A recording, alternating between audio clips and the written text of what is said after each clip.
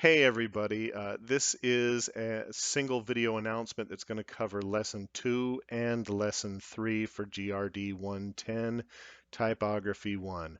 First of all, I'm so glad that you're here. This summer course is going to be a lot of fun. So I want to start with two real important items. Number one, make sure that you are reading your directions and following your directions. That means every week you need to be taking notes and revisiting your notes so that you can do well. Read your content, make sure you're following your directions. Every big project in this class is going to have a series of check boxes that you can fill out to make sure you're doing the right thing. Don't let them pass you by. Check your work. Okay. Secondly, I want to talk with you about the question format. A lot of students have questions like, I don't know what I'm supposed to do. They email that and then they sit back. And what happens is they miss their deadlines or they get withdrawn from the class because they wait and they don't make any forward movement. Don't let it happen to you. Another thing that happens is a student says, I don't understand, and when I start talking through the basics of the assignment, they get very upset. They say that they're being spoken down to and that they've already covered that. But there's no way for us to know what you know until you tell us. So please use the question format. If you don't, I'm just going to email you back that you didn't use it and you have to start over. That's a waste of my time. It's also a waste of your time. So don't let that happen to you. The question format is very simple. You tell me what kind of a problem you're having. Then you tell me what you read in the book or in Blackboard or in the videos, and you tell me what's not going right, and then you tell me what you looked at online. What are the websites that you visited? What are the tutorials that you watched? Who are the people that you spoke with? What steps did you take to solve the problem? And then tell me, this is how I think I will solve it. Because I will look back and I will say, yes, the book does say that. Or no, the book says this instead. It was a small misinterpretation. Or I will tell you that these people said the wrong thing. Please do this instead. But more likely, you will tell me what you think the solution is, and I will tell you, yes, please do that. That will be great. Or I will tell you, oh no, don't do that. But by telling me what you know and what research you've done and what outside of class you've looked up, I will have a better idea of what's gone on and I will know how hard you have worked. So do give me the links to those websites that you have visited. Do, put in your own words what you have heard. That is how you're going to get to a great solution. So I want to talk with you about Lesson 2 and Lesson 3. Lesson 2, you are going to learn about downloading and installing fonts. This is an important part for this class, so please do specify it and do that. Also, it is important to note that there is no software fonts.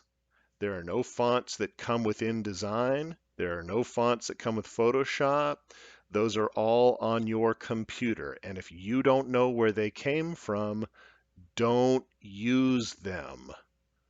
You will end up breaking the law and getting sued. So look over the notes this week about downloading and installing fonts and go check that out. Remember, the plagiarism agreement that you have signed says that you will not use personal use fonts. They're not allowed here. So don't make that mistake. You want commercially usable, free fonts, free for commercial use. It's as simple as that. Okay, you're also going to do your first LinkedIn training. You'll use the same login and password that you use for your email. Make sure you're checking your email twice a day. Remember, that is how business is communicated. It's not through text. Okay. Also, you'll get your first critique here in lesson 2. Please remember you need to give 50 plus words like you read from the Getting Started and Course Resources sections.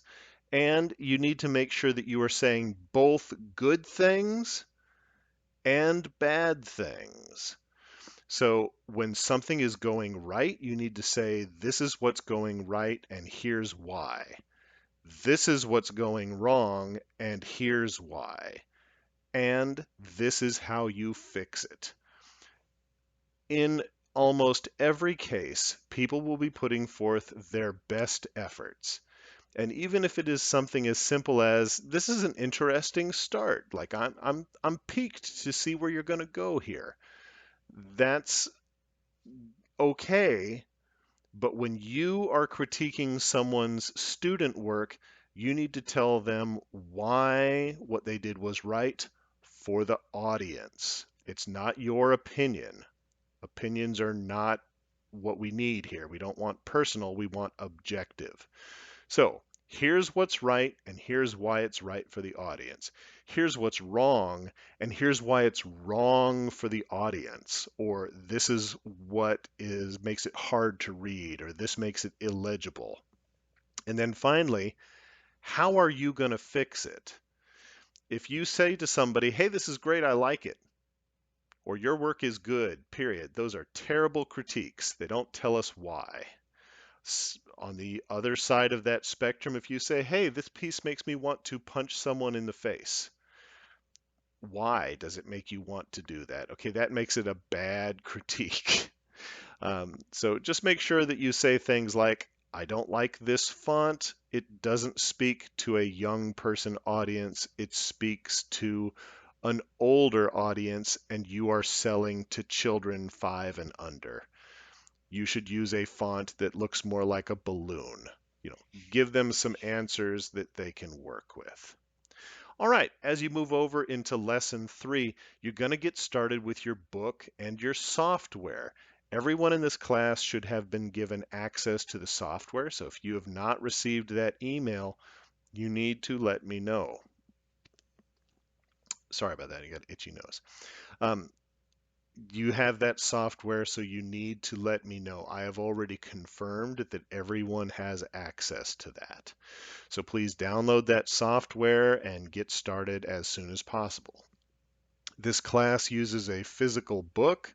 Once you have the physical book, you can open it up and get access to the electronic version of the book right along with your login and password. So go ahead and get started with that. You are going to begin by making a screenshot. I want you to follow along with the material in your book and do what you need to do. If you send me a screenshot where you think you knew what to do, but you didn't read your directions, that's going to be a real big problem. You're going to get a 0. Okay, it's pass or fail. There is no in between. Either you did what I asked or you didn't. So be aware of that. Also, here in lesson 3, we're also going to be putting together a wiki. The wiki has to have 10 separate entries, not one entry with 10 pictures, but 10 separate entries. Please read your directions. You are not to pull pictures off the internet. You have to take your own photos. There'll be another critique in here. Again, 50 plus words. If you want to get credit for your responses, you need to say good things, you need to say bad things, and you need to tell them how to fix the bad things you've identified. This is going to be a great semester. I look forward to seeing your work. This first little section here is really about getting up to speed, and I know you've got it. All right, thank you very much. I appreciate what you're all doing, and I look forward to seeing your work. I apparently don't know how to turn this thing off. Let me try now.